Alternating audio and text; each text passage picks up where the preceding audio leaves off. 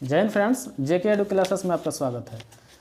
आज हम लोग जो जीडी चला रहे हैं, जीडी के सीरीज चला रहे हैं, उसका नेक्स्ट टॉपिक लेकर आए हैं वैदिक सभ्यता। इसके पहले के वीडियो में हम लोग चर्चा कर चुके हैं प्राचीन भारतीय ऐतिहासिक स्रोत और प्रागैतिहासिक काल के बारे में। ठीक है, आज हम लोग जो टॉपिक पर चर्चा करेंगे वो है वैदिक सभ्यता। तो आप लोग अगर उस वीडियो को नहीं देखे होंगे तो जाइए उस वीडियो को पहले देखिए, ठीक है। उसके बाद से इसको समझने में ज़्यादा आसानी होगा। और इस वीडियो में हम लोग वैदिक सभ्यता के बारे में सबसे पहले हम लोग वैदिक सभ्यता के बारे में कॉन्सेप्ट लेंगे, ठीक है, विधिवत इसको डिस्कस करेंगे। उसके बाद से इसमें जो भी बॉक्सेस दिया है, जो मतलब याद नहीं होता है, कठिनाइयाँ होती है याद करने में, उसको हम लोग बेहतरीन तरीके से ट्रिक के साथ याद करेंगे।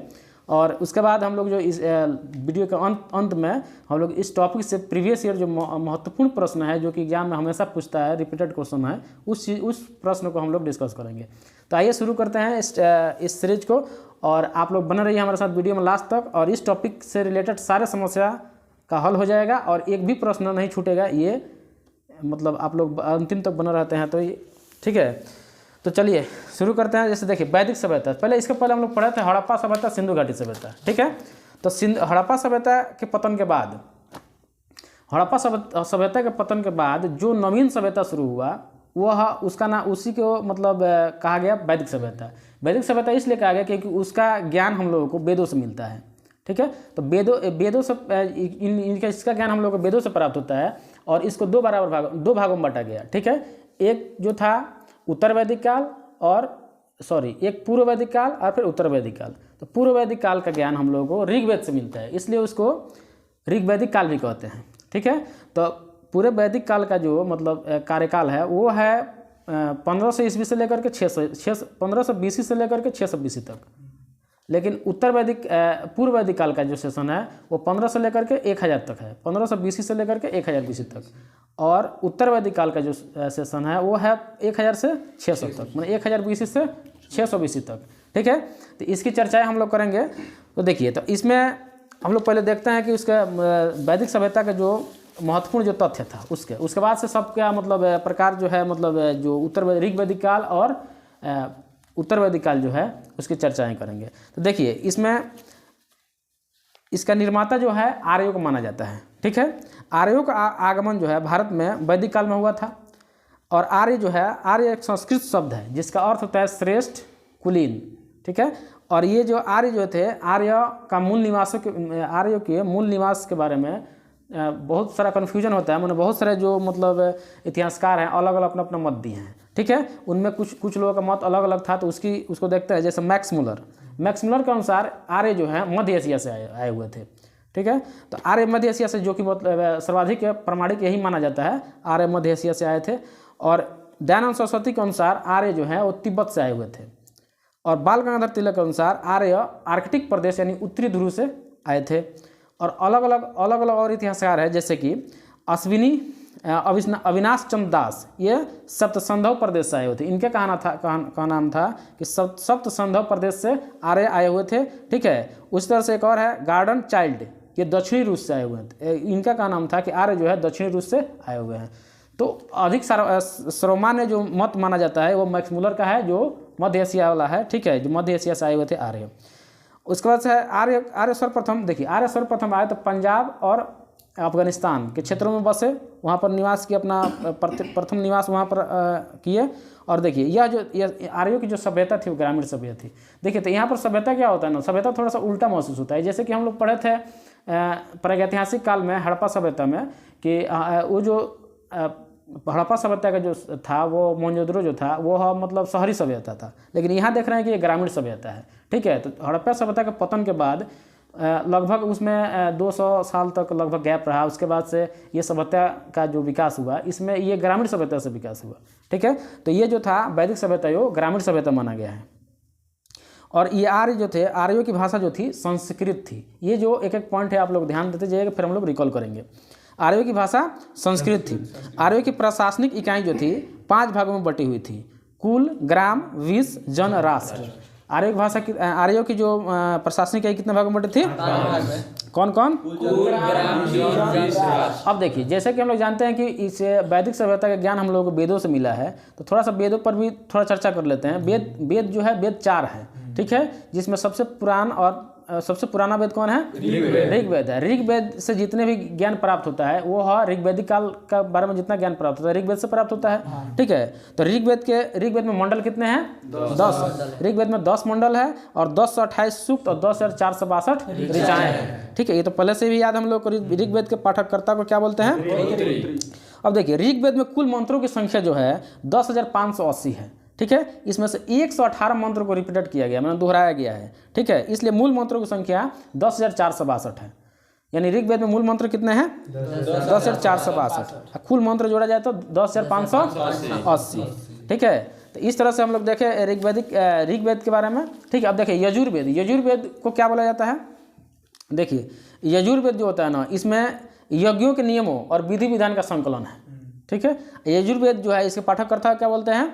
अधर्यु बोलते हैं। ठीक, इसके अब उसका देखिए सामवेद। सामवेद क्या है? सामवेद संगीत का जनक भी माना जाता है, भारतीय संगीत का जनक सामवेद को माना जाता है। साम का शाब्दिक अर्थ है गान। ठीक है, इसे भारतीय संगीत का जनक माना जाता है। पाठककर्ता कौन है इसके? ऋग्वेद के पाठककर्ता अच्छा, यजुर्वेद के अधर्यु, सामवेद के उद्गात्री, उद्गाता। ठीक है, कहीं को उद्गाता भी मिलता है। अथर्ववेद जो है ये अथर्वा ऋषि द्वारा रचित है। ठीक है, इसमें 731 मंत्र है और लगभग 6000 पद है। इसका संबंध तंत्र मंत्र जादू टोना वशीकरण से है और इसके पाठककर्ता को ब्राह्मण बोलते हैं, ब्राह्मण। ठीक है, अब यहाँ देखते हैं वेदों की संख्या कितनी हुई? 4। अच्छा, पुराणों की संख्या 18। अच्छा, उपनिषद की संख्या 108। सतमें जो है कहाँ से लिया गया है? मुंडक उपनिषद से लिया गया है। देखिए, उपनिषद का शाब्दिक अर्थ क्या होता है? गुरुओं के समीप बैठना। माने उपनिषद का शाब्दिक अर्थ है गुरुओं के समीप बैठना। अब हम लोग ऋग्वैदिक काल के बारे में हम लोग सामाजिक, आर्थिक और राजनीतिक कारणों को जानते हुए आगे बढ़ेंगे। ठीक है, तो देखिए ऋग्वैदिक काल यानी पूर्व वैदिक काल में देखते हैं इसका सामाजिक व्यवस्था कैसी थी ऋग्वैदिक काल की। तो देखिए, ऋग्वैदिक काल की सामाजिक व्यवस्था में देखते हैं कि यह कबीलाई, मतलब वहाँ के लोग कबीलाई जीवन व्यतीत करते थे। वहाँ एक जो प्रधान होता था उसको राजन कहा जाता था, जैसे राजा के तौर पर। लेकिन वह मुख्य रूप से राजा का सारी भूमिकाओं नहीं निभाता था। वह जो है शासन नहीं करता था, वो बस एक मतलब सहयोग, मतलब एक प्रधान रहता था। लेकिन उतना जैसे राजा का शासन जैसे देखा गया है उस तरह से जैसे निर्णय लेना, न्याय करना, कर वसूलना, ये सब उसके हाथों में नहीं था। ठीक है, तो उस समय कबीला था। इसके सहयोग के लिए, मतलब जो इसके सहयोग के लिए समिति संस्था बनाया गया था। ठीक है, वो था समिति, सभा, विदत और गौड़। ये मिल करके राजा का जो मतलब सहयोग करते थे। और देखिए, समिति क्या था? आम सभा। ठीक है, समिति में आम सभा, समिति को आम सभा कहा जाता था। और सभा जो थी कुलीनों की सभा थी, यानी वरिष्ठ लोगों की, मतलब श्रेष्ठ लोगों की सभा थी। ठीक है, सभा। अब विदत जो था उपज या लूट, माने उपज या लूट यानी जो भी होता है उसका बंटवारा करने में ये समिति, ये संस्था जो करती थी। और उसके बाद गौड़ जो था ये कुलीन सभा था। तो देखिए, समिति और विदत में मुख्य रूप से महिलाओं का जगह मिली थी। माने समिति और विदत में महिलाएं भाग ले सकती थी, रहती थी। ठीक है, और इसमें रत्नी होते थे जो राजा का जो सहयोग करते थे, उन्हें कहा जाता था रत्नी। ठीक है, तो चलिए इतना यहाँ तक हम लोग रिकॉल करते हैं। राजनीतिक व्यवस्था में, राजनीतिक जीवन में इन लोगों का था, ये राजनीतिक जीवन इन लोगों का जो था कैसा था? कबीलाई जीवन था। कबीलाई जीवन में जो प्रधान होता था उसे क्या बोलते थे? राजन कहते थे। इनकी संस्था जो थी कै गो थी? कौन कौन संस्था थी? समिति, सभा, विदत, गौड़। ठीक है, तो समिति जो था आम सभा था, और सभा जो था कुलीन सभा था। और विदत जो था उपज और लूट जो भी मतलब होता था उसे बंटवारा करने का काम करता था। ठीक है, अब गौड़ जो था वो कुलीनों का सभा था। ठीक है, और कौन सी सभा में? समिति और, देखिए समिति और विदत में क्या होता था? महिलाएं भाग ले सकती थी समिति विदत में। चलिए, आप जो लोग राजा का सहयोग करते थे, मतलब उनके शासन चलाने में जो भी, उनको क्या बोलता था? रत्नी कहा जाता था।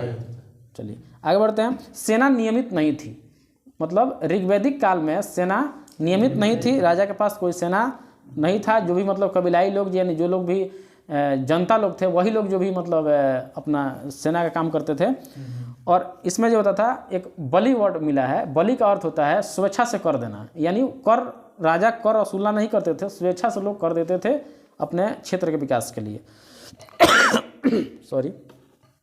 और न्याय जो था, न्याय का उल्लेख इसमें नहीं मिलता, यानी राजा एक मुख्य रूप से राजा न्याय नहीं करते थे, बाकी सब समिति मिल करके उसके न्याय करते थे। अब देखिए इसमें आप देखते हैं सामाजिक जीवन, ये तो हो गया राजनीतिक जीवन। अब सामाजिक जीवन में देखते हैं, ये सामाजिक जीवन जो था इसका समतावादी समाज था, यानी समाज जो ऋग्वैदिक काल का समाज था वो कैसा था, समतावादी समाज था। वर्ण व्यवस्था कर्म के आधार पर थी, यानी जो जौन सा कार्य करता था उस प्रकार के उन लोगों को श्रेणी में रखा गया था। ठीक है, ऋग्वेद में मतलब पुरुष सूक्त का वर्णन है, किस मंडल में है, 10वें मंडल में है। ठीक है, दास प्रथा प्रचलन में था। ठीक है, ऋग्वैदिक काल में दास प्रथा प्रचलन में था। सबसे छोटी इकाई परिवार या कुल कही जाती थी, मतलब सबसे छोटी जो इकाई थी मतलब शासन की क्या थी, परिवार या कुल। जो समाज था वो पितृसत्तात्मक था, यानी ऋग्वैदिक कालीन समाज कैसा था, पितृ समाज सत्तात्मक था। स्त्री के जो है ना, स्त्री का मतलब उपनयन संस्कार एवं शिक्षा का अधिकार था। इस स्त्री को उपनयन संस्कार, जो 16 संस्कार होता है उसमें से एक उपनयन संस्कार भी होता है। ठीक है, तो उसका शिक्षा का अधिकार था, उपनयन संस्कार का अधिकार था, पुनर्विवाह का अधिकार था। पुनर्विवाह यानी स्त्री पुनः विवाह कर सकती थी अपने पति के मरने के बाद। और एक और इसमें था, दहेज प्रथा नहीं था और नियोग प्रथा था। देखिए नियोग प्रथा क्या था कि जब स्त्री की पति जो मर जाता था, पति को मर जाने के बाद से स्त्री अपने देवर से विवाह कर सकती थी, ये नियोग प्रथा था। ठीक है, आगे बढ़ते हैं। देखिए इसका भोजन जो था, इन लोग भोजन के रूप में शाकाहारी और मांसाहारी दोनों प्रकार के भोजन किया करते थे। और मनोरंजन में पासा, नृत्य, घुड़दौड़ आदि खेला करते थे। इस तरह से हम लोग देखें सामाजिक जीवन। तो थोड़ा सा एक बार राजनीतिक जीवन और सामाजिक जीवन के हम लोग रिकॉल करते हैं। देखिए बताइए इन लोगों का जीवन कैसा था, कबीलाई जीवन। संस्था कई गो थी इसमें, कौन कौन थी, समिति, सभा, विदत, गण। ठीक है, समिति का अर्थ क्या होता था, आम सभा। सभा क्या होगा, कुलीनों की सभा। चलिए किस माने समिति और विदत में महिलाओं का भाग ले सकती थी। सेना कैसी थी, अस्थायी से नियमित नहीं थी। बलि का अर्थ क्या होता है, स्वेच्छा से कर देना। अच्छा देखिए सामाजिक जीवन में बताइए, सामाजिक समाज कैसा था, समतावादी था, पितृसत्तात्मक था। ठीक है, और दास प्रथा का प्रचलन था। और इसमें स्त्री का जो मतलब उपनयन संस्कार, हाँ उपनयन संस्कार एवं शिक्षा का अधिकार था। पुनर्विवाह का अधिकार था। दहेज प्रथा नहीं था। दहेज प्रथा था ही नहीं, कि उसमें धन से ज़्यादा संबंधित बातें नहीं है। इसे कर उछला जाएगा तब ना धन से बात होगा, धन से ज़्यादा बातें नहीं है तो दहेज प्रथा की बातें नहीं आ रही है।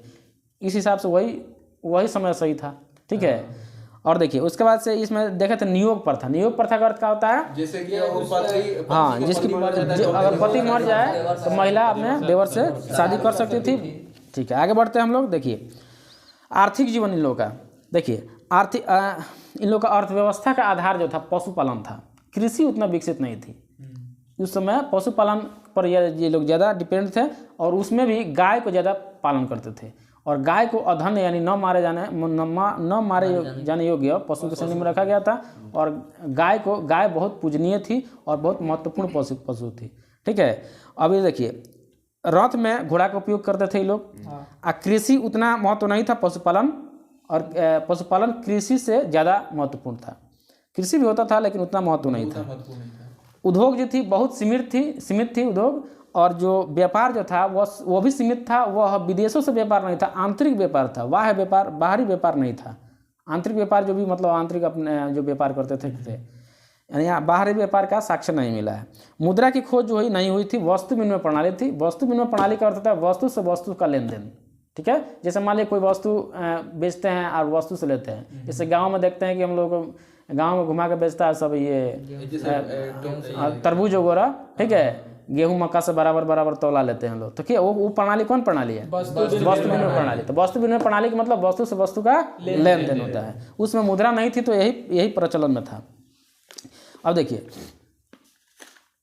उसके बाद से इसमें देखते हैं आर्थिक व्यवस्था इसका देख लिए। ठीक है,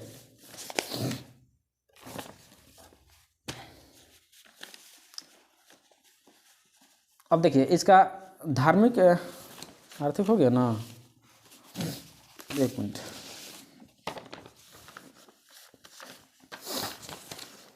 धार्मिक जीवन इसका देखते हैं। ठीक है, तो हम लोग 3 टॉपिक को देखें, राजनीतिक, सामाजिक और आर्थिक। ये किससे जुड़ा था, उत्तर वैदिक सॉरी ऋग वैदिक काल से पूर्व वैदिक काल से, पूर्व वैदिक काल से देखेंगे धार्मिक जीवन, ठीक है।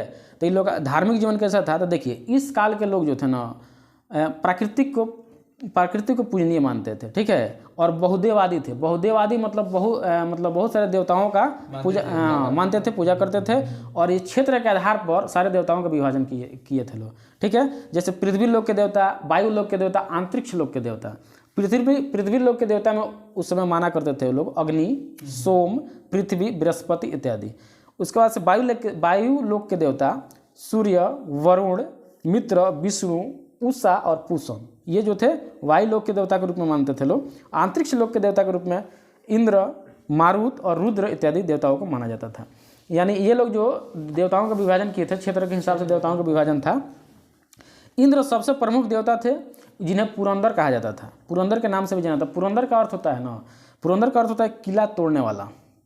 पुरंदर का अर्थ क्या होता है, किला तोड़ने वाला, ठीक है। अब देखिए इसमें अग्नि का जो मिलता है, अग्नि देवता, तो अग्नि देवता को माना जाता था मध्यस्थता का काम करते थे। यानी अग्नि देवता जो थे मनुष्य और ईश्वर के बीच में मध्यस्थता का काम करते थे। कौन, अग्नि देवता। वरुण को माना जाता था वर्षा के देवता, वर्षा के देवता के रूप में अरुण को माना जाता था। और हाँ, वर्षा के देवता कब। और उसके बाद से देखिए वरुण जो था, ठीक है, वर्षा के देवता, ठीक ना। अब देखिए सविता जो था चमकता सूर्य, यानी कि देखिए यहाँ हम लोग देखें, पहले देखें अग्नि हो गया देवता, जो देवता और मनुष्य के बीच की मध्यस्थता निभाने वाला। वरुण वर्षा का देवता, यानी पृथ्वी और सूर्य के निर्माता, समुद्र का देवता, इस सब के रूप में इनको माना जाता था। धौ आकाश का देवता होते थे, ठीक है। सोम जो थे वनस्पति के देवता, ठीक है। और उषा जो प्रगति और उत्थान का देवता, और आश्विनी विपत्ति को हरने वाला देवता, ठीक है। अब विष्णु विश्व का संरक्षक और पालन करता, और मारुत आंधी तूफान के देवता। तो थोड़ा सा इसको हम लोग याद करने के लिए थोड़ा सा देखते हैं। इंद्र जो थे युद्ध का नेता और वर्षा का देवता, ठीक है। वर्षा के देवता के रूप में वरुण को भी माना जाता है, ठीक है। चलिए देखिए इंद्र जो थे युद्ध के नेता और वर्षा का देवता। तो ये युद्ध, जैसे देखिए इंद्रलोक के प्रधान कौन है, इंद्रदेव है। तो जो भी है युद्ध, जो भी राक्षस युद्ध करता था इन्हीं से पहले युद्ध करता था, युद्ध में सबसे पहले यही भाग लेते थे, ठीक है। तो इसलिए इनको युद्ध के देवता माना जाता है, हम लोग याद करने के लिए कह रहे हैं, ठीक। और देखिए अग्नि जो होते थे देवता, जैसे आग जब जलता है तो क्या होता है ना कि आग जलेगा तो आग का लपटा उठेगा और उसका धुआं आकाश में जाएगा। इससे लोग समझते थे ना कि आग जो है वह मनुष्य और ईश्वर के बीच के मध्यस्थता का काम कर रहा है। और उसके बाद वरुण देखे, वरुण जो है पृथ्वी और सूर्य के निर्माता, समुद्र का देवता, विश्व विनायक, इस सब के श्रेणी में आते कौन, वरुण। धौ आकाश का देवता, ठीक है, याद रखेंगे। धौ क्या है, आकाश में धुआं उड़ता है, धुआं उड़ता है तो आकाश में माना जाता है, इसलिए धौ आकाश का देवता हो जाएंगे, ठीक है। सोम जो होता है वनस्पति के देवता, सोम रस जो है वनस्पति से प्राप्त किया जाता है, तो ऐसे याद रखेंगे सोम रस वनस्पति। धौ आकाश, काहे के धुआं आकाश में जाता है, ठीक है। सॉरी। उषा जो थी प्रगति एवं उत्थान के देवता। पीटी उषा का जानी रहे हैं, धावक है ना, तो उत्थान से संबंधित थे, दौड़ने से संबंधित था, ठीक है। यानी प्रगति और उत्थान का देवता कौन थे, उषा। आश्विनी, देखिए आस उसी से रहेगा जो विपत्ति को हरेगा, आस लगाइएगा उसी से जिसे विपत्ति को हरेगा। तो आश्विनी, उससे आस लगा कर रखते थे कि वो विपत्तियों को आएंगे, विपत्तियों को हर लेंगे, ठीक है। तो आश्विनी क्या थे, विपत्तियों के देवता, ठीक है। पूषण पशु, ये तो याद रहेगा, पूषण पशु, पशु को पोसा जाता है, ऐसा याद रहेगा, पशु को पोसा जाता है, पोषण से पूषण, पूषण से पशु, ठीक है। विष्णु विश्व के संरक्षक और पालन करता है, विश्व के संरक्षण और पालन करते तो जग जाहिर है, ठीक है। संरक्षण करता, पालन करता, वही है विष्णु, ठीक है। मारुत आंधी तूफान का देवता, आंधी तूफान एकदम मारुति जो है आंधी तूफान कहीं चलता है, ठीक है। चलिए याद रखते हैं। पहले इंद्र क्या थे, वर्षा के देवता, युद्ध का देवता, वर्षा के देवता। वरुण को भी वर्षा के देवता माना जाता था, ठीक है। पृथ्वी एवं सूर्य के निर्माता कौन थे, वरुण, ठीक है। और समुद्र का देवता कौन थे, वरुण। अग्नि देवता और मनुष्य के बीच मध्यस्थता निभाते थे। धौ जो थे आकाश के देवता। सोम वनस्पति के देवता, ठीक है। उषा प्रगति एवं उत्थान के देवता। आश्विनी विपत्तियों को हरने वाला। और पूषण पूषण पशु याद रहेगा। और धौ आकाश याद रहेगा। सोम वनस्पति से प्राप्त होता है, वनस्पति, ठीक है। विष्णु विश्व संरक्षण और पालन करता है। मारुत, चलिए इस तरह से हम लोग इसको याद किए, ठीक है। अब आगे देखते हैं। अब हम लोग चर्चा करेंगे उत्तर वैदिक काल के बारे में, ठीक है। अब उत्तर वैदिक काल देखिए, अब ऋग वैदिक काल के बाद उत्तर वैदिक काल शुरू हो रहा है, ठीक है। उत्तर वैदिक काल जो है उसका ज्ञान हम लोगों को अन्य 3 वेदों यानी यजुर्वेद, सामवेद और अथर्ववेद से प्राप्त होता है। इसमें भी हम लोग चर्चाएं करेंगे राजनीतिक जीवन, जो भी राजनीतिक जीवन, सामाजिक जीवन, आर्थिक जीवन और धार्मिक जीवन के बारे में। इसमें देखिए उससे विकसित हुआ, थोड़ा सा कुछ परिवर्तनें हुई, बस इसी को देखना है, उससे रिलेट करके देखेंगे, कंप्लीट हो जाएगा हम लोग का। राजनीतिक जीवन में देखते हैं, देखिए अब राजा का महत्व बढ़ गया। राजनीतिक जीवन में क्या हुआ, राजा का उस समय महत्व नहीं था, केवल राजा नाम का था, ठीक है। इसमें क्या हुआ, राजा का महत्व बढ़ गया और जन का आकार बड़ा हो गया, जिसे जनपद कहा गया। यही जो है ना, और आगे जाएगा तो महाजनपद हो जाएगा, ठीक है। तो उस समय जन था, उत्तर वैदिक काल में जनपद हो गया, ठीक है। और सभा और समिति का प्रभाव कम हो गया, यानी राजा का महत्व बढ़ चुका था, सभा और समिति का प्रभाव कम हो गया। रत्नी की संख्या 17 हो गई, उस समय 12 थी, इस समय 17 हो गई। रत्नी कौन थे, जो राजा का सहयोग करते थे, ठीक है। सेना और न्याय पूर्णतः अस्थायी नहीं थी, मैंने कहने का मतलब अब सेना और न्याय की चर्चा है, लेकिन पूर्णतः अस्थायी नहीं थी, ठीक है। अब इसमें देखते हैं सामाजिक जीवन। एक और बात देखते हैं, कर व्यवस्था का विस्तार, नियमित कर का विस्तार। देखिए इसमें हुआ का एक पॉइंट और, कर व्यवस्था जो है ना, इसमें नियमित हो गया, यानी कर आपको देना पड़ेगा, यानी एक निश्चित राशि लगाया गया जिस पर कर, जैसे अभी टैक्सेस लिया जाता है, उस तरह से कर व्यवस्था का शुरुआत हुआ। सामाजिक जीवन में देखते हैं परिवार, देखिए इसका सामाजिक जीवन, परिवार, ग्राम, विष और जन, इतने भागों में डिवाइड हो गया, ठीक है। वर्ण जो है जन्म के आधार पर होने लगा, वर्ण व्यवस्था। उसमें कैसा था, कौन के आधार पर, इसमें क्या हो गया, वर्ण के आधार पर। उसमें राजा की प्रधानता नहीं थी, इसमें राजा की प्रधानता हो गई। उसमें सभा और समिति की प्रधानता थी, इसमें सभा समिति की प्रधानता नहीं थी, ठीक है। उसमें अस्थायी सेना नहीं थी, लेकिन इसमें पूर्णतः अस्थायी सेना रखा जाने लगा, ठीक है। और स्त्री की स्थिति गिरने लगी, ठीक है। समिति और विदत में भागीदारी नहीं थी स्त्रियों की, उसमें समिति और विदत में भागीदारी थी। पर्दा प्रथा, देखिए पर्दा प्रथा प्रचलन में आ गया, पर्दा प्रथा का शुरुआत हो गया, ठीक है। अब देखते हैं इसके, देखिए आश्रम व्यवस्था की शुरुआत हुई इसमें। ये आश्रम व्यवस्था क्या था, देखिए ब्रह्मचर्य, जो 0 से 25 वर्ष तक के लोगों को कहा था ब्रह्मचर्य नियम पालन करेंगे, ठीक है। उसमें बस मतलब पढ़ाई करेंगे, अपना ज्ञान अर्जित करेंगे। गृहस्थ जीवन जो था वो 25 से लेकर के 50 वर्ष तक था, यानी 25 से 50 वर्ष तक आपको गृहस्थ जीवन बिताना है, 0 से 25 वर्ष तक आपको ब्रह्मचर्य जीवन बिताना है, और 50 से 75 वर्ष तक वानप्रस्थ जीवन बिताना है। वानप्रस्थ जीवन में क्या होता था ना, कि अब आप क्या करिएगा ना, वानप्रस्थ यानी जाइएगा तो जो लोग ब्रह्मचर्य जीवन व्यतीत कर रहे होंगे उनको आप शिक्षा देने का कार्य करिएगा, ठीक है। ब्रह्मचर्य जीवन मतलब आप शिक्षा ग्रहण करिएगा। गृहस्थ जीवन की मतलब आपने संतान उत्पत्ति और संतान के आगे बढ़ाने का काम करिएगा। उसके बाद से आप वानप्रस्थ जीवन बिताइएगा, जिसमें आप जाकर के ज्ञान शिक्षा दीजिए, किसको, जो ब्रह्मचर्य हैं उन लोगों को, हाँ उनका शिक्षा दीजिएगा। और उसके बाद से 75 वर्ष 100 वर्ष के जो आयु था उसमें था कि संन्यास ले लीजिएगा, और संन्यास लेने के बाद से अपने शरीर का त्याग कर दीजिएगा सन्यासी के रूप में, ठीक। इस तरह से जो था ये आश्रम व्यवस्था की गई थी इसमें, किसमें, उत्तर वैदिक काल में, ठीक है। अब उत्तर वैदिक काल की आर्थिक जीवन की देखते हैं, हम लोग चर्चा करते हैं, ठीक है। लोहे की खोज हो गई, ठीक है, लोहा की खोज हो गई। कृषि की प्रमुख व्यवसाय हो गया। देखिए उस समय क्या था, कृषि प्रमुख व्यवसाय नहीं था, उस समय पशुपालन था, ठीक है। क्या हंसने की क्या बात है, ठीक है, पशुपालन था। अब देखिए इसमें पशुपालन दूसरी प्रमुख व्यवस्था हो गई। उस समय क्या था, पशुपालन प्रथम स्थान पर था, इसमें दूसरे स्थान पर हो गया। और उस समय कृषि प्रधान था, सॉरी उसमें पशुपालन प्रधान था, इस समय कृषि प्रधान हो गया। इस समय मतलब किस समय, उत्तर वैदिक काल, ठीक है। चलिए ठीक है, उद्योग का विस्तार हुआ, मतलब उद्योग उसका पूरा डेवलप नहीं हुआ, लेकिन उसके अपेक्षा डेवलप हुआ। और जो मतलब ये व्यापार था, व्यापार में भी वृद्धि हुआ, और आंतरिक से निकल करके बाह्य व्यापार भी शुरुआत हुआ। विनिमय, वस्तु विनिमय प्रणाली ही रही अभी, ठीक है। वस्तु विनिमय प्रणाली हम समझा चुके हैं, वस्तु से वस्तु का लेन देन वस्तु विनिमय प्रणाली कहलाता है। नगरीय जीवन का विकास हुआ, उस समय ग्रामीण जीवन था, अब इसमें नगरीय जीवन का विकास हुआ। इस तरह से हम लोग देखें इसका आर्थिक जीवन। तो आर्थिक जीवन में हम लोग देख लिया, देखते हैं धार्मिक जीवन, तब हम लोग रिकॉल करते हैं, ठीक। धार्मिक जीवन में देखते हैं यज्ञ कर्मकांडों का महत्व बढ़ गया। अब यहाँ पर क्या होने लगा कि यज्ञ कर्मकांड होने लगा, मैंने पूजा पाठ पूरा ज़्यादा होने लगा। ठीक है, प्रमुख देवता अब यहाँ पर प्रजापति हो गए। निर्माता के निर्माता के देवता कहते हैं, निर्माण देवता इनको कहा जाता था।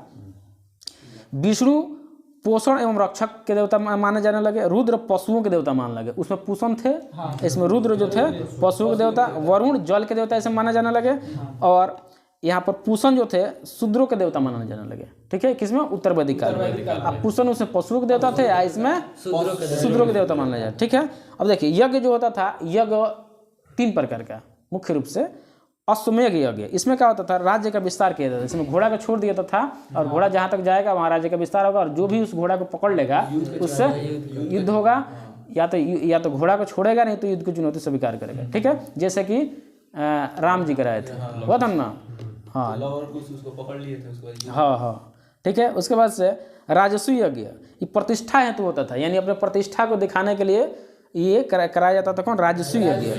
अब वाजपेय यज्ञ, ये शक्ति प्रदर्शन के लिए दिखाया जाता है, यानी जो भी मतलब राजा थे वो अपने शक्ति प्रदर्शन के लिए वाजपेय यज्ञ कराया करते थे। ठीक है, इस तरह से हम लोग इसको देखें। अब हम लोग थोड़ा सा रिकॉल करते हैं उत्तर वैदिक काल का। ठीक, राजा का महत्व क्या हुआ इसमें? बढ़ गया। अच्छा, पूर्व वैदिक काल में राजा का महत्व बड़ा था? नहीं, पूर्व वैदिक काल में राजा का महत्व नहीं था। उसमें जो संस्था थी, कौन संस्था थी? गण। ठीक है, इसमें क्या था? राजा का महत्व बढ़ गया और सभा और समिति का महत्व कम हो गया। अच्छा, उत्तर वैदिक काल में जन का आकार बड़ा हो गया, जिससे जनपद कहा जाने लगा। हाँ, सभा और समिति का प्रभाव कम हो गया। रत्नी की संख्या उसमें कितना थी? 12। इसमें कितना हो गई? यानी ऋग वैदिक काल में रत्नी की संख्या 12, उत्तर वैदिक काल में 17। और सामाजिक जीवन में इसका जो था वर्ण व्यवस्था किस पर हो गया? जन्म के आधार पर। इसमें किस पर था? कर्म के आधार पर था, माने जैसा जैसा आपका कर्म होगा वैसे वैसे वर्ण व्यवस्था होगी। लेकिन इसमें क्या हुआ कि जन्म के आधार पर, जहाँ जन्म लिया उसी आधार पर आपको वर्ण व्यवस्था घोषित कर दिया गया। स्त्री की स्थिति लगातार गिरने लगी और समिति और विदत में इनकी संख्या मतलब भागीदारी नहीं थी, और पर्दा प्रथा प्रचलित हो गया। ठीक है, अब आगे देखते हैं। आश्रम व्यवस्था कितना था? 0 से 25 वर्ष कहाँ था? ब्रह्मचर्य। 0 से 25 वर्ष ब्रह्मचर्य, जिसमें क्या करते थे? शिक्षा ग्रहण करने का काम करते। गृहस्थ का जीवन कितना था? 25 से 50 वर्ष था, जिसमें गृहस्थ जीवन यानी वंश बढ़ाने का काम करेंगे। और वानप्रस्थ जीवन जो था वह 50 से 75 वर्ष था। और सन्यासी जीवन जो था 100 वर्ष, उसके बाद का जो भी है। ठीक है, आर्थिक जीवन था, लोहे की खोज हो गई थी। ठीक है, कृषि प्रमुख व्यवसाय हो गया था। पशुपालन दूसरी प्रमुख व्यवसाय था। उसमें कौन था व्यवसाय? उसमें भी देखिए प्रमुख था, उसमें पशुपालन प्रमुख था। इसमें कृषि प्रमुख हो गया, पशुपालन दूसरे स्थान पर चला गया। हालांकि पशुपालन इसमें भी होता था, लेकिन दूसरे स्थान पर हो गया। ठीक, उद्योग का विस्तार हुआ। विनिमय वस्तु विनिमय प्रणाली थी। ठीक है, नगरीय जीवन इसमें विकास हुआ, और उसमें ग्रामीण जीवन ऋग वैदिक काल में। देखिए, अब धार्मिक जो का धर्म कर्मकांडों का बढ़ा, धर्म कर्मकांडों का महत्व बढ़ा इसमें। और इसमें देवताओं का जो भी मतलब माने रोल था वो चेंज हो गया। जैसे कि थी प्रमुख देवता माने गए प्रजापति, उस समय इंद्र थे। चलिए ठीक है, बाकी हम लोग चर्चा कर चुके हैं। तो इस तरह से हम लोग इसको देखें, ओवरव्यू लिए एक टॉपिक पर। अब इसमें हम कुछ महत्वपूर्ण तथ्य जो देखेंगे लूसेंट से। ठीक है, जो कि मतलब नोट डाउन किया गया है। और ये जो है आप लोग भी इसको करके आएंगे, जैसे पिछले वीडियो में बताया गया था कि आप लोग करके आइएगा, और इस पर हम लोग चर्चाएं करेंगे। ठीक है, तो आज हम जो भी इसमें हम लोग इस टॉपिक पर किए, इससे बहुत सारे क्वेश्चन इसमें मिलेंगे। थोड़ा सा हम पूछते हैं, आप लोग बताइएगा। ठीक, फटाफट बताइएगा। ऋग वैदिक काल का कार्यकाल कब से कब था? ऋग वैदिक काल 1500 BC से 1000 BC। उत्तर वैदिक का 600 BC। आर्य शब्द का शाब्दिक अर्थ श्रेष्ठ या कुलीन। आर्य मूल रूप से कहाँ से आए थे? ये किसने कहा था? मैक्स मुलर कहा था। आर्यों का निर्मित सभ्यता थी कौन सभ्यता? वैदिक सभ्यता। और कौन कैसी थी? ग्रामीण की सॉरी ग्रामीण सभ्यता थी। बहुत बढ़िया। आर्यों की भाषा क्या थी? संस्कृत थी। आर्य शब्द इंगित करता है भाषा समूह को। आर्यों की प्रशासनिक इकाई क्या थी? कुल ग्राम 20 जन राष्ट्र। ठीक है, चलिए इसको हम लोग देखें। अब बताइएगा कि सूत, रथकार एवं कम्मादी नामक अधिकारी क्या कहे जाते थे? रत्नी कहे जाते थे। अच्छा, ऋग वैदिक काल में रत्नियों की संख्या 12, उत्तर वैदिक काल में रत्नियों की संख्या 17 हो गई। अच्छा, ये बाजपति जो होते थे क्या होते थे? गोचर भूमि का अधिकारी होते थे। उग्र क्या होते थे?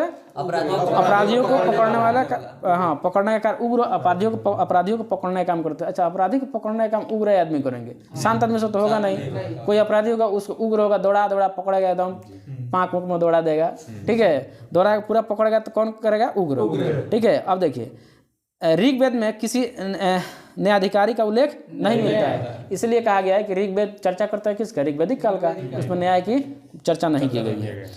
राज्यों को सलाह देने वाली संस्था थी सभा और समिति थी, और उनको जो सलाह देती थी, मतलब उनको समीप रहता था, उसके अंदर रत्नी होते थे, ठीक है।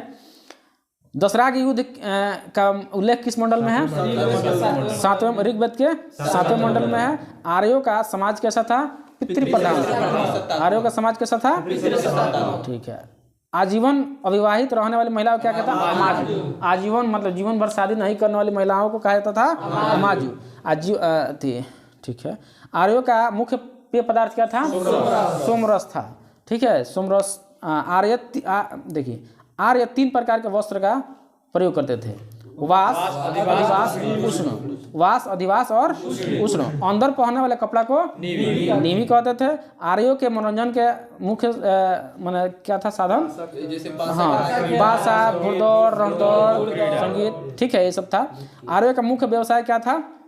पशुपालन, उसके बाद कृषि। हाँ, भारतीय परमाणुवाद का जनक कौन है? कणाद है। आर्यों का प्रिय पशु घोड़ा है। आर्यों का सर्वाधिक प्रिय देवता इंद्र थे। अच्छा, उत्तर वैदिक काल में क्या हो गए थे? प्रजापति हो गए थे। चलिए, मनुष्य एवं देवता की मध्यस्थ की भूमिका निभाने वाला अग्नि, ठीक है। चलिए, बहुत बढ़िया, आप लोग कितना याद कर लिए हैं। ऋग्वेद में उल्लेखित संबंध सबसे अधिक नदी कौन है? सरस्वती। सरस्वती का उल्लेख सबसे अधिक ऋग्वेद में किया गया है। सर्वाधिक बार किस नदी का उल्लेख हुआ है? सिंधु नदी का, ठीक है। गंगा का 1 बार, यमुना का 3 बार, याद रखें। गंगा का कितना बार? यमुना का 3 बार, सर्वाधिक बार सिंधु का किया गया है। उत्तर वैदिक काल में राज्याभिषेक के समय अनुष्ठान किया जाता था किस यज्ञ का?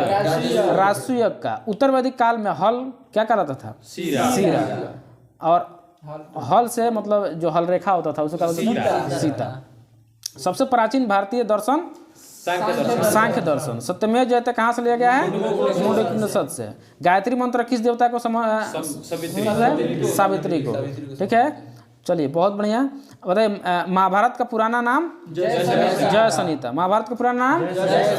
जय सनिता। वैदिक गणित का महत्वपूर्ण अंक क्या था? सुलभ सूत्र था।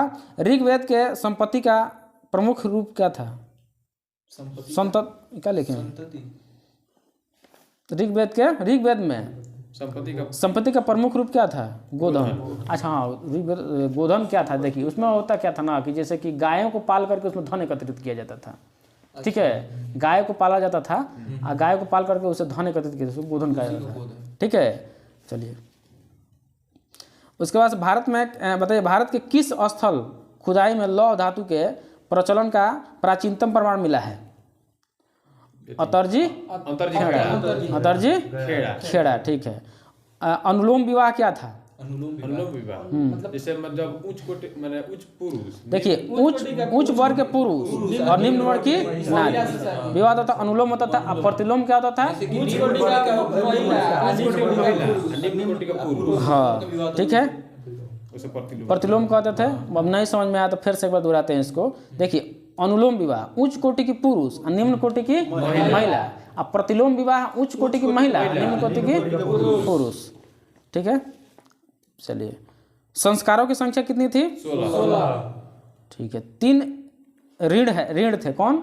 देव ऋण, पितृ ऋण और ऋषि ऋण, ठीक है। और जब भी मतलब गृहस्थ जीवन बिता करके और पुत्र के प्राप्ति कर लेते थे तो माना जाता था कि पितृ ऋण से वो मुक्ति प्राप्त कर लिए, ठीक है। इस तरह से हम लोग इस लूसेंट के कुछ महत्वपूर्ण टॉपिक को इसमें देख लिए।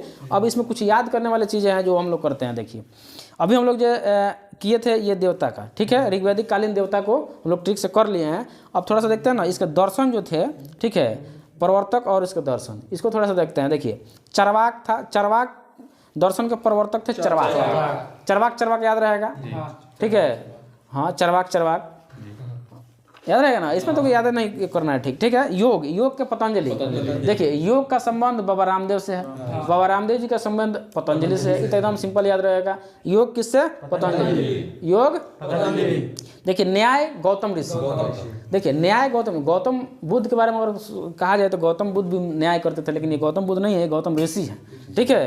तो ऋषि लोग भी न्याय का कार्य करते थे, तो गौतम न्याय, ठीक है, गौतम का न्याय याद रहेगा। देखिए पूर्व मीमांसा जैमिनी, देखिए पूर्व में जामी, माने कुछ भी अगर लगाइएगा तो पूर्व पहले जामेगा तब आगे बढ़ेगा, जैमिनी, पूर्व में जैमिनी। देखिए दो है, पूर्व मीमांसा उत्तर मीमांसा, तो पूर्व की बात आएगा तो पूर्व में पहले कुछ जामेगा तब ना आगे बढ़ेगा, तो पूर्व जैमिनी, पहले जामी तब आगे बढ़ी, ठीक ना। हाँ तन भोजपुरी चलना चाहिए, ठीक है। पूर्व मीमांसा जैमिनी याद रहेगा, उत्तर मीमांसा बदरायण। अच्छा पहले आंसर होगा तब ना उत्तर होगा, पहले आपसे प्रश्न कोई पूछेगा तब बाद में उत्तर दीजिएगा, तो उत्तर कब? बाद में। उत्तर कब? इसलिए उत्तर बदरायण याद रहेगा ना, उत्तर बाद में, उत्तर बदरायण। पूर्व मीमांसा उत्तर मीमांसा याद हो गया हो। वैशेषिक कणाद, देखिए वैशेषिक वैशेषिक से याद रखिए, अवशेष बचता है ना, किसी भी चीज का अवशेष जब पहुंच जाएगा ना पॉट बर्तन में, तो क्या होगा ना उसमें कण एकत्रित हो जाएगा, ठीक है। अवशेष माने कुछ भी हो फेंकिएगा उसमें से तो छोटे छोटे कण उसमें रह जाता है। तो वैशेषिक से अवशेषिक याद रखिएगा, अवशेषिक क्या हो जाएगा? कणाद। थोड़ा सा बस याद रहेगा तो ऑप्शन आएगा तो हम लोग बना लेंगे। याद हुआ चरवाक का चरवाक, योग हाँ योग का संबंध किससे है? पतंजलि से। अच्छा न्याय का गौतम, पूर्व मीमांसा हाँ पूर्व में जैमी। अब पहले प्रश्न तब बाद में उत्तर, तो उत्तर का बदरायण याद रहेगा। वैशेषिक कणाद, ये को छूट गया सांख्य कपिल। देखिए इसको याद करने के कई तरीके हैं, लेकिन ऐसे देखिए सांख्य कपिल देव थे ना, पहले भारतीय क्रिकेटर में कपिल देव थे, बहुत फेमस थे। आज देखिए उनके जैसे कितने असंख्य लोग हो गए ना क्रिकेटर, बहुत सारे क्रिकेट का डेवलप हो गया है। इसलिए संख्य की बात आएगा तो बहुत सारे कपिल देव बहुत हो गए हैं आज भारत में, ठीक है, जो कि उनके जैसे क्रिकेटर हो गए हैं। तो सांख्य क्या हो जाएगा? कपिल। अब इससे याद रखेंगे हम लोग, याद रहेगा इससे ना, बस ये याद करने के लिए है, बस बाकी लोग कपिल देव के जो मतलब फैन होंगे वो चिढ़ेंगे नहीं, ठीक है। हम लोग याद करने के लिए इसको यूज किए हैं। उनके नाम के सहारे से अगर एक जीएस बन जाता तो क्या दिक्कत है। अब हम लोग देखें ऋग्वैदिक कालीन नदियाँ, ठीक है, ये नदी याद करने की जरूरत नहीं है, एकदम खाली एक बार 2-3 बार पढ़ जाइएगा ना तो याद हो जाएगा। देखिए क्रुब कुर्रम, र इसमें र आ रहा है, क्रुब कुर्रम, ठीक है, हाँ क्रुब कुर्रम। आ कुभा काबुल, देखिए कुभा में र नहीं आ रहा है तो काबुल याद रहेगा, क्रू में र आ रहा है तो कुर्रम हो जाएगा, ठीक है। अब बितौस्ता झेलम, जितने दिन बिताइबो उतने झेलबो, माने कितने कहने का मतलब जितने दिन बिताते जाइएगा काटते जाइएगा, लास्ट में जाकर के झेलिएगा, तो बिताइएगा तो झेलिएगा। आस्किनी चिनाव, आस्किनी चिनाव याद रखेंगे, आस्किनी देखिए परुषणी रावी, परुषणी शत्रुधि इधर शत्रुधि सतलज याद रहेगा, शत्रुधि अब विपाशा ये तो याद रहेगा सबको। विपाशा किसको नहीं याद रहेगी क्या जी? हाँ विपाशा से व्यास याद रखेगा, विपाशा व्यास। सदा नीरा गंडक, देख नीर जल होता है ना, तो गंडक में सदा नीरा रहता है, पानी रहता है, ठीक है। सदा नीरा दृश्य धती घगर, दृश्य मतलब जो होता है अच्छा लगता है, कौन? घघरा वाला होता है ना जी, दृश्य धती। ये भाई याद करने के लिए केवल, ठीक है, इसको नेगेटिव पॉइंट नहीं लेंगे हम लोग, खाली याद कर लेंगे, ठीक ना। चलिए दृश्य धती घघर, गोमती स्वात स्वस्तु स्वात। अब देखिए कुर्रम, कुभा बितस्ता जितने बिताइबा उतने।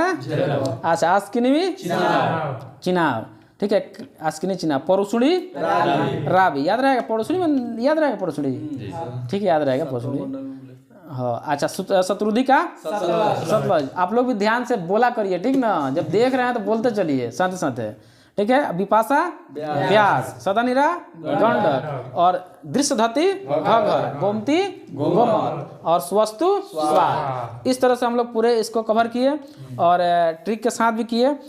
हमको पूरा यकीन है कि अगर आप इस वीडियो को 1 से 2 बार देख लेते हैं तो पूर्ण रूप से आपका ये कंप्लीट रहेगा। कंटिन्यू देखिए, और हम लोग इसके बाद जो चर्चा करेंगे, ये जो प्रीवियस ईयर क्वेश्चन है इसका वो देखेंगे, जो बहुत महत्वपूर्ण प्रश्न है।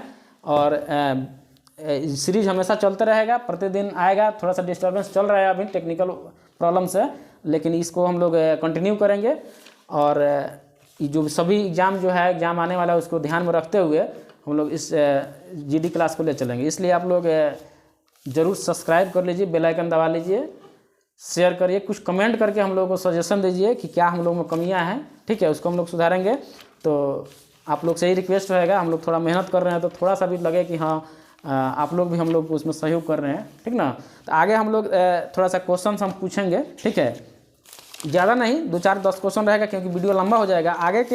आगे जो भी वीडियो बनेगा उसमें क्या होगा ना कि जो भी प्रीवियस ईयर क्वेश्चंस होंगे उसको, और ये जो नोट्स जो कि ब्रीफ लिखा जाएगा उसमें जो भी इंपॉर्टेंट क्वेश्चन का सिलेक्शन किया जाएगा उसको टेलीग्राम पर भेज दिया जाएगा, ठीक है। इस बार से तो नहीं, लेकिन अगले बार से इसको बढ़िया से PDF बना कर टेलीग्राम पर डाल दिया जाएगा, ताकि आप जब वीडियो देखिए उसके बाद से टेलीग्राम पर डाउनलोड कर लीजिए टेलीग्राम से, और वहाँ से आप इसको कंप्लीट कर लीजिए। यानी अगर हम लोग लूसन को पूरा कर लेते हैं, लूसन के ट्रिक के साथ उसके पूरे बॉक्सेस को कर लेते हैं, और उसके बाद से उस टॉपिक पर कॉन्सेप्ट ले लेते हैं और इसके प्रीवियस ईयर क्वेश्चन को कर लेते हैं, तो मेरा जहाँ तक मानना है कि एक भी प्रश्न नहीं छूटेगा एग्जाम में, अगर हम लोग पूरे कंप्लीट करेंगे तो, ठीक है। इस तरह से सीरीज चलेगा, प्रत्येक टॉपिक का हम लोग ऐसे ही चर्चाएं करेंगे। बस आप लोग का सहयोग और समर्थन चाहिए, और आप लोग लाइक और कमेंट करते रहिए।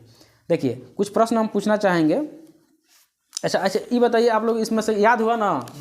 हैं, कोई दिक्कत नहीं है। प्रीवियस ईयर क्वेश्चन को, जो कि बहुत महत्वपूर्ण प्रश्न है, ठीक है। वेद का शाब्दिक अर्थ क्या है? ज्ञान है। वेद का शाब्दिक अर्थ ज्ञान है। निम्नलिखित में से किस वेद में प्राचीन वैदिक युग की सभ्यता के बारे में सूचना दी गई है? तो ऋग्वेद में दी गई है। निम्न वेदों में से सबसे पुराना वेद कौन सा है? ऋग्वेद है।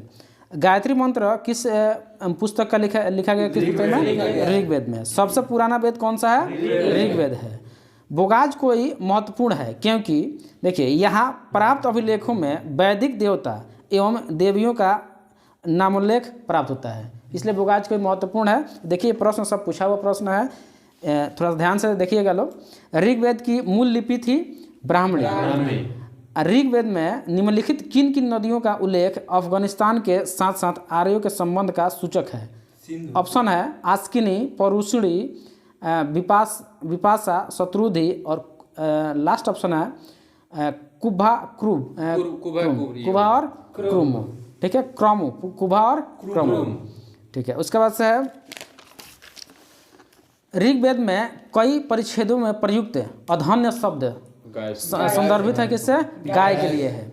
निम्नलिखित में से कौन सा ब्राह्मण ग्रंथ ऋग्वेद से संबंधित है? त्रय ब्राह्मण ग्रंथ जो है ऋग्वेद से संबंधित है। ऋग्वेद में सूक्त की संख्या कितनी है? 1028 है, 1028 है। वर्ण व्यवस्था में संबंधित पुरुष सूक्त मूलतः पाया जाता है किसमें? ऋग्वेद मंडल। हाँ, ऋग्वेद के 10 मंडल। प्रथम स्तूप शब्द का सर्वप्रथम स्तूप शब्द का कहाँ मिलता है? मतलब ऋग्वेद में मिलता है। निम्नलिखित में से वह दस्तकारी कौन सी है जो आर्यों द्वारा व्यवहार में नहीं लाई गई थी? वो था लुहार, यानी लुहारगिरी। ये आर्यों द्वारा व्यवहार में नहीं लाई गई थी। वैदिक भारतीय शासन के प्रतीक ये शब्द सत्यमेव जयते कहाँ से लिए गए हैं? मुंडक उपनिषद से लिए गए हैं। वैदिक लोगों द्वारा किस धातु का प्रयोग पहले किया गया था? तांबा का। भारत में वर्ण व्यवस्था किस लिए बनाई गई थी? व्यवसायिक और श्रम विभाजन के लिए। प्रारंभिक आर्यों के बारे में निम्नलिखित कथनों में से कौन सा कथन सही है? ऑप्शन सुनिए, सही नहीं है, ऑप्शन सुनिए। वे संस्कृत बोलने वाले थे, वे घुड़सवारी किया करते थे, वे कई झुंडों में भारत पहुँचे थे, वे मूलतः नगरों में निवास करते थे। ये गलत है, क्योंकि उन लोगों की सभ्यता कौन थी? ग्रामीण सभ्यता थी। इनमें से किस फसल का ज्ञान वैदिक काल के लोगों को नहीं था? ऑप्शन सुनिए, जौ, गेहूं, चावल, तंबाकू। तंबाकू का ज्ञान उन लोगों को नहीं था। वैदिक आर्यों का प्रमुख भोजन था क्या? देखिए वैदिक आर्य का प्रमुख भोजन जो था दूध और इसके उत्पाद, माने दूध और दूध से उत्पाद जो भी थे उसका प्रमुख भोजन होता था वैदिक आर्यों का। इस तरह से हम लोग कुछ महत्वपूर्ण प्रश्न देखे। आए के वीडियो में ज़्यादा ही प्रश्न, मतलब इसकी संख्या बढ़ाई जाएगी, 50-75 के आसपास ले जाया जाएगा संख्या इसका, जो कि बहुत ज़रूरी है ये। और इसको PDF के माध्यम से आपको टेलीग्राम पर भेज दिया जाएगा, जिससे डाउनलोड करके उसको आप देख सकते हैं। तो अगले वीडियो में टॉपिक जो दिया जाएगा इसमें हम लोग देखें क्या चीज़, वैदिक सभ्यता। अब हम आगे हम लोग चर्चा करेंगे महाजनपद का उदय और जैन धर्म। 2 टॉपिक रहेगा, महाजनपद का उदय और जैन धर्म। देखिए 2 टॉपिक और एक टॉपिक की चर्चा इसलिए किया जा रहा है कि बेहतर तरीके से किया जाए और इससे क्वेश्चन ना छूटे। हम लोग का यही प्रयास है कि हम लोग ये लूसेंट का सीरीज नहीं, एक टॉपिक जो चल रहा है उस टॉपिक से क्वेश्चन ना छूटे। ये आपको लूसेंट से ही नहीं, ये लगभग और बुकों से इसका कलेक्शन आप लोगों को देखने को मिलेगा। इसलिए इस वीडियो को ध्यान से देखिए और इससे जो भी प्रश्न बनते हैं उसको ध्यान से अगर ये हो तो नोट डाउन भी कर लीजिए, और टेलीग्राम पर जो भेजा जाएगा उसको डाउनलोड करके उसको प्रिंट डाउन करके रखिए और उसको रिवीजन करिए। एग्जाम के समय बहुत महत्वपूर्ण होगा। आगे हम लोग जो टॉपिक दिया गया था, क्या दिया गया था, करंट अफेयर्स। करंट अफेयर्स का टॉपिक दिया गया था, बस थोड़ी ही देर में करंट अफेयर्स हम लोग कर लेंगे, उसके बाद से समाप्त किया जाएगा GD को। करंट अफेयर्स में टॉपिक पेज नंबर कौन था, 7 था। जैसे पिछले वीडियो में जब हम लोग कर रहे थे प्रागैतिहासिक काल किए थे ना, प्रागैतिहासिक काल में आप लोगों को दिया गया था कि हम लोग 7 नंबर पेज का हाफ जो है उसको करेंगे, यानी एक साइड का उसका करेंगे हम लोग करंट अफेयर्स के रूप में। और ये जो है कंटिन्यू चलने वाला सीरीज है। इसमें आप लोग जो भी पीछे का वीडियो नहीं देखेंगे देख लीजिएगा, और आगे के लिए टॉपिक दे दिया जाता है जिससे आप लोगों को सहूलियत होगी। आप पढ़ के आइएगा और ध्यान से पढ़ के एक बार आइएगा, एक बार ध्यान से सुनिएगा और एकदम कंप्लीट हो जाएगा टॉपिक। जो भी कन्फ्यूजन होगा दूर हो जाएगा, ठीक है। तो चलिए करंट का थोड़ा सा देखते हैं, एग्जाम पॉइंट ऑफ व्यू से थोड़ा करंट को भी रखा गया है। तो करंट में हम लोग देखे थे तूफान और चक्रवात, ठीक है। तो आप लोग भी कुछ बताइएगा, याद करके आए ही होंगे, ठीक है। देखिए पहले है नाम, प्रभावित क्षेत्र और नामकरण, ठीक है। उत्पत्ति भी दिया हुआ है, देखिए। तो इसमें यास जो आया था वो उससे प्रभावित क्षेत्र था उड़ीसा और पश्चिम बंगाल। यास जो था इससे प्रभावित उड़ीसा और पश्चिम बंगाल। और तौकते से महाराष्ट्र और गुजरात, ठीक है। महान लोग जो है ना गुजर बसर नहीं करते हैं, ताकते रहते हैं कैसे हम कहाँ से मैंने हासिल करें और महान हो जाए। महान लोग और महान होने की कोशिश करते हैं, ताकते रहते हैं, ठीक है। तो तौकते महान महाराष्ट्र और गुजरात, बुरेबी तमिलनाडु और केरल, तमिलनाडु और केरल, बुरेबी तमिलनाडु और केरल, ठीक है। अच्छा केला मिलेगा तो बोरा में भर लीजिएगा, केला मिलते मिलते बोरा में भर लीजिएगा, इसे याद रहेगा, ये रिलेटेड याद रखिएगा। बुरेबी तमिलनाडु और केरल, निवार जो होगा तमिलनाडु और पुडुचेरी। देखिए ये बड़ी कन्फ्यूजन करेगा, बुरेबी जो होगा तमिलनाडु और केरल, और निवार जो होगा तमिलनाडु और पुडुचेरी, ठीक है। निसर्ग जो होगा महाराष्ट्र और गुजरात, निसर्ग महाराष्ट्र गुजरात, एक और था महाराष्ट्र गुजरात का, तौकते महाराष्ट्र गुजरात, निसर्ग महाराष्ट्र गुजरात, यास उड़ीसा और पश्चिम बंगाल, ठीक है। देखिए और उसके बाद से अम्फान जो है उड़ीसा और पश्चिम बंगाल, अम्फान उड़ीसा पश्चिम बंगाल। और गुलाब जो हो जाएगा उड़ीसा और आंध्र प्रदेश, गुलाब उड़ीसा आंध्र प्रदेश। शाहीन था ओमान और ईरान, ओमान ईरान कहाँ प्रभावित किया था, शाहीन प्रभावित किया था ओमान ईरान, ओमान थोड़ा शाहीन प्रभावित किया था। अच्छा जवाद उड़ीसा और अर्थ उदार, जवाद किसको प्रभावित किया था, उड़ीसा और अर्थ उदार। आसानी आंध्र प्रदेश और उड़ीसा, आसानी आंध्र प्रदेश और उड़ीसा। सितरांग जो बांग्लादेश, बांग्लादेश। चलिए एक बार ऊपर से रिकॉल करते हैं। यास किसको प्रभावित किया था, उड़ीसा पश्चिम बंगाल, तौकते महाराष्ट्र और गुजरात, बुरेबी तमिलनाडु और केरल, निवार्ग जो था तमिलनाडु और पुडुचेरी, निसर्ग महाराष्ट्र और गुजरात, अम्फान जो था उड़ीसा और पश्चिम बंगाल, गुलाब जो था उड़ीसा और आंध्र प्रदेश, शाहीन जो ओमान और ईरान, और जवाद उड़ीसा और अर्थ उदार। आसानी जो था आंध्र प्रदेश और उड़ीसा, और सितरांग जो था बांग्लादेश, ठीक है। इस तरह से हम लोग देखें इसका जो प्रभावित क्षेत्र था, ठीक ना। आगे जो देखते हैं विश्व एवं भारत के शीर्ष 3 सुपर कंप्यूटर जो दिया वो, ठीक है। बताइए विश्व में शीर्ष 3 सुपर कंप्यूटर। पहला फ्रंटियर अमेरिका का है, फ्रंटियर कहाँ का है, और दूसरा पे है फुगाकू फुगाकू फुगाकू कहाँ का? हम लोग का नामों ऐसे ही होता है। फुगाकू कहाँ का? जापान का। और तीसरा लुमी फिनलैंड, लुमी फिनलैंड। ठीक है, चलिए तो फ्रंटियर कहाँ का है? और दूसरे स्थान पर फुगाकू जापान का है और लुमी फिनलैंड है। अब परम सिद्धि भारत पुणे। ठीक है, हाँ CDSE। अब प्रत्यूष पुणे IIT पुणे। मिहिर IIT पुणे। ठीक है, चलिए इस तरह से आगे हम लोग बढ़ते हैं। देखिए ये जो वन स्थिति रिपोर्ट, ठीक है, वन स्थिति रिपोर्ट के बारे में देखेंगे, थोड़ा सा तेजी में देखेंगे क्योंकि वीडियो बहुत लंबा हो चुका है। ठीक है, देश में कुल वन एवं वृक्षावरण, वन और वृक्षावरण कहेगा तो हो जाएगा 80, 95, 37। इसको ऐसे याद रखेंगे 80, 95, 37, 80, 95, 37 वन और वृक्षावरण दोनों मिला कितना? 80, 95 परसेंटेज में कहेगा तो 24.62 यानी 24.62% है। चलिए उसके बाद से कुल वनावरण, केवल वन की बात करेगा तो 713,789 याद रहेगा 713,789। और इसका कितना थी परसेंटेज में? 21.71%। ठीक है, तो वनावरण कितना है? 21.7%। अब वनावरण और वृक्षावरण कितना है? 24.62%। देश में कुल अब देखिए वनावरण वृक्षावरण, हम लोग वनावरण देख लिए 21.71%। अब वृक्षावरण देखेंगे तो 2.91%। ठीक है, 95,748 वर्ग किलोमीटर में है। ठीक है, कुल वृद्धि जो है वो है कुल वृद्धि 2261 वर्ग किलोमीटर, 2261 वर्ग किलोमीटर कुल वृद्धि हुआ है किसमें? वन और वृक्ष दोनों में। ठीक है, और वनावरण में वृद्धि, केवल वनावरण में वृद्धि कहेगा तो 1540 वर्ग किलोमीटर। ठीक है, 1540 वर्ग किलोमीटर। और वृक्षावरण में वृद्धि कहेगा तो 721 वर्ग किलोमीटर। चलिए एक बार बताइए, वनावरण में वृद्धि कितना? 1540 वर्ग किलोमीटर। वृक्षावरण में वृद्धि कितना? 721 किलोमीटर से 721 वर्ग किलोमीटर। ठीक है, देश में कुल मैंग्रोव वन कितना है? 4992 वर्ग किलोमीटर, 4992 वर्ग किलोमीटर है। चलिए ये याद हुआ। सर्वाधिक मैंग्रोव वन वाला राज्य है पश्चिम बंगाल, कितना परसेंट? 42.33%। उसके बाद से गुजरात 23.54%। अंडमान निकोबार 12.34%। ठीक है, अब देखिए सर्वाधिक वन क्षेत्र वाला राज्य, देखिए मध्य प्रदेश है, सर्वाधिक वन क्षेत्र वाला राज्य है जो 77,493 वर्ग किलोमीटर है। उसके बाद से अरुणाचल प्रदेश है, उसके बाद से छत्तीसगढ़ है।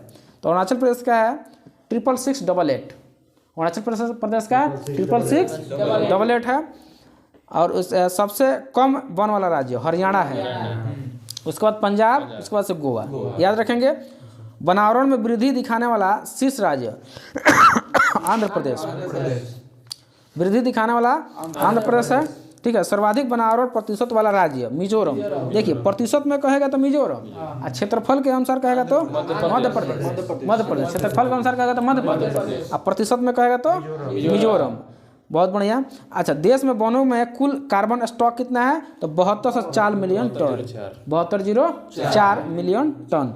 इस तरह से यहाँ तक हम लोग करंट का टॉपिक किए।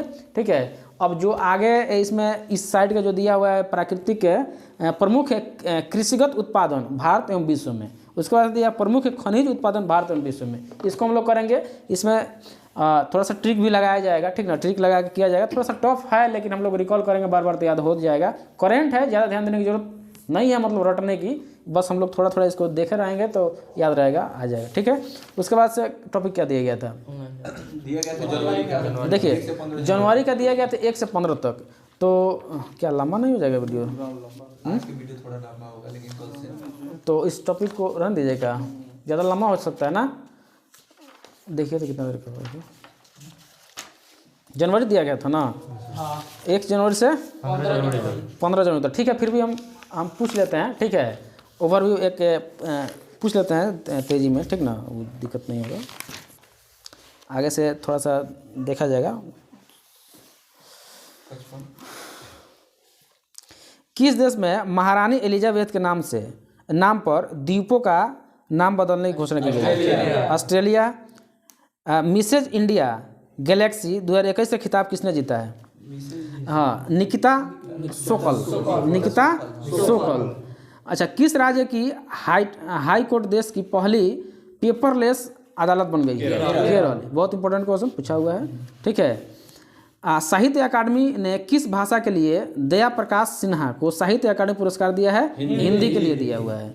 और किस देश में फ्लोरा संक्रमण का पहला मामला सामने आया है? इजराइल में आया है।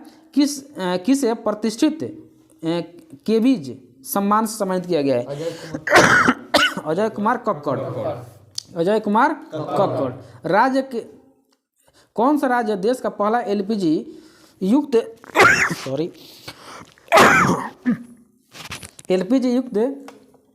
धुआं मुक्त राज्य बन गया है? हिमाचल प्रदेश है। किस देश ने बेटर हेल्थ स्टॉक फ्री अभियान शुरू किया है? यूके शुरू किया है। 4 जनवरी को कौन सा दिवस मनाया जाता है? विश्व ब्रेल दिवस। हाँ, किस देश ने कोविड-19 के नए वेरिएंट IHU की खोज की है?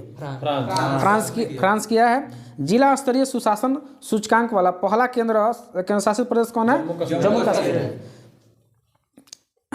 5 जनवरी को कौन सा दिवस मनाया जाता है? 5 जनवरी विश्व पक्षी दिवस मनाया जाता है। 5 जनवरी कौन दिवस? किस राज्य का गंजम जिला को बाल विवाह मुक्त घोषित किया गया है? उड़ीसा का। मदर टेरेसा मेमोरियल अवार्ड 2021 के किसे मदर टेरेसा मेमोरियल अवार्ड 2021 से किसे सम्मानित किया गया है? डेनमार्क। अंक ज्योतिष का पहला गिनीज वर्ल्ड रिकॉर्ड किसने हासिल किया है? जोशी चौधरी हासिल किया है, ठीक है। ISA में शामिल होने वाला 102वां देश कौन बना है? एंटीगुआ और बरमूडा। जल संरक्षण प्रयासों में सर्वश्रेष्ठ राज्य के रूप में किसे चुना गया है? उत्तर प्रदेश को चुना गया है। सर्वश्रेष्ठ अभिनेता का ऑस्कर जीतने वाले पहले किस अश्वेत अभिनेता को निधन हो गया है? सिडनी पोइटियर का। 10 जनवरी को कौन सा दिवस मनाया गया? विश्व हिंदी दिवस। 10 जनवरी को विश्व हिंदी दिवस। रेलवे सुरक्षा बल ने खोए हुए सामान को ट्रैक पर लाने के लिए कौन सा मिशन लॉन्च किया है? मिशन अमानत। मेट्रो परियोजना वाला भारत का पहला शहर कौन सा बना है? कोची। मेट्रो परियोजना वाला भारत का पहला शहर कोचिंग है। किस देश के खिलाड़ी क्रिस मॉरिस ने क्रिकेट के सभी प्रारूपों से संन्यास लिया है? साउथ अफ्रीका का है। किस देश ने अपनी पहली राष्ट्रीय सुरक्षा नीति शुरू की है? पाकिस्तान शुरू किया है। 18वां कच्चाई लेमन फेस्टिवल कहाँ शुरू किया गया है? मणिपुर में। कच्चाई लेमन फेस्टिवल मणिपुर। और 15 जनवरी को कौन सा दिवस मनाया गया?